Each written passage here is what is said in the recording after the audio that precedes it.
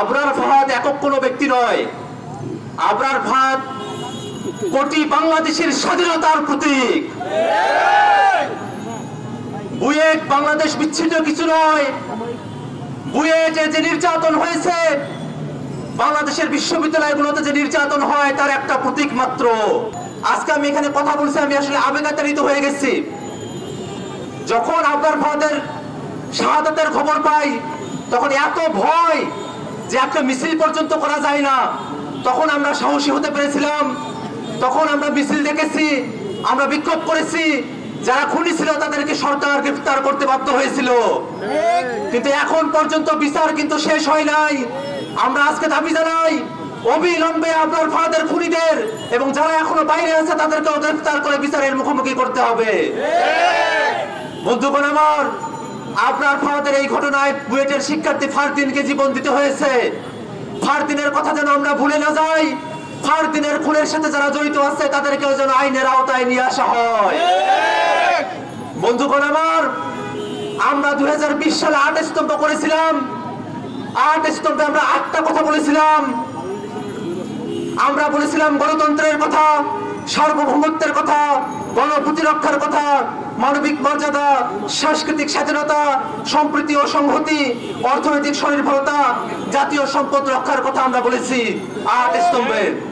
বন্ধুগণ আমার, বাংলাদেশের মানুষ কোন দেশের আগ্রাসনকে এ দেশে কোনোভাবেই প্রশ্রয় দিতে পারে না।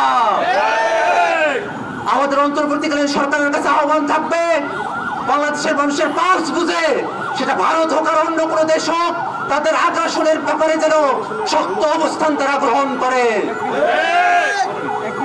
4 বছর আগে 2020 সালে যখন আমরা 8 স্তম্ভ তৈরি করেছিলাম, তখন আমরা ছিলাম গুটি কতক।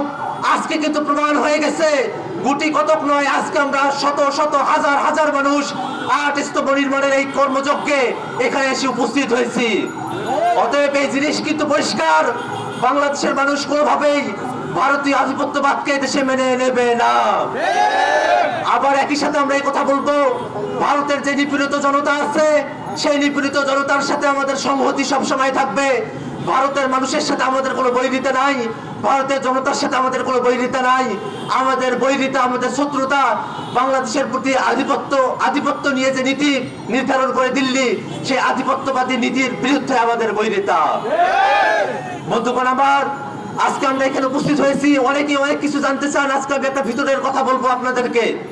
এই যে আমরা 8 স্তম্ভ নির্মাণ করেছিলাম, 8 স্তম্ভে আপনারা আমাকে সামনে দেখেছেন, আমার সহযোদ্ধাদেরকে সামনে দেখেছেন। যে মানুষটা এই 8 স্তম্ভের ভাষা নির্ধারিত করেছিল, 8 স্তম্ভের ভাষা ঠিক করেছিল, নামকরণ ঠিক করেছিল, সেই ব্যক্তিটা কিন্তু আর কেউ নয়, আমার বন্ধু মাহফুজ আলম।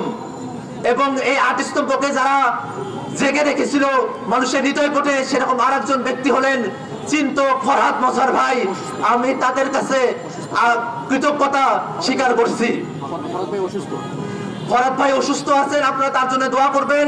আমার বন্ধু মাহফুজের বিরুদ্ধে নানা ধরনের প্রোপাগান্ডা ছড়ানো হচ্ছে, আপনারা সেই প্রোপাগান্ডাগুলোর উত্তর দিবেন। এই দুইটা মানুষের পক্ষ থেকে এই আশাবাদ আপনাদের কাছে, এই দাবি আমি রাখছি। বন্ধুরা আমার, আমি আমার বক্তব্য দীর্ঘায়িত করতে পারবো না, আমার কথা বলা আসতেছে না ভাই। আমি যে অবস্থার মধ্য দিয়ে তখন গিয়েছি, আমার কথা আসে না। আবরার ফাহাদকে মারার পরে আমি ঘুমাতে পারি নাই, আমি পার্মানেন্টলি অসুস্থ হয়ে পড়েছিলাম। দীর্ঘ সময় পর্যন্ত আমাকে অসুস্থ থাকতে হয়েছে।